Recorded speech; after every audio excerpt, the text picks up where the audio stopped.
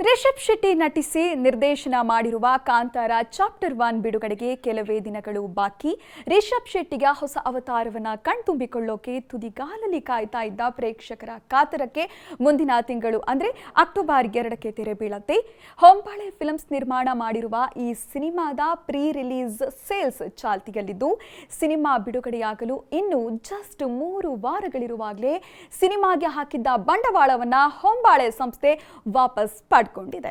ಅಂದ್ರೆ ವಿತರಣೆ ಹಕ್ಕು ಮಾರಾಟ ಆಗಿರಬಹುದು, ಆಡಿಯೋ ಹಕ್ಕು ಮಾರಾಟ ಆಗಿರಬಹುದು, ಹಾಗೆ ಡಿಜಿಟಲ್ ಹಕ್ಕು ಮಾರಾಟ ಎಲ್ಲ ಸೇರಿ ಹೊಂಬಾಳೆ ಫಿಲ್ಮ್ಸ್ ಸಿನಿಮಾಗೆ ಹಾಕಿರುವ ಅಷ್ಟು ಬಂಡವಾಳವನ್ನ ವಾಪಸ್ ಪಡ್ಕೊಂಡಿದೆ.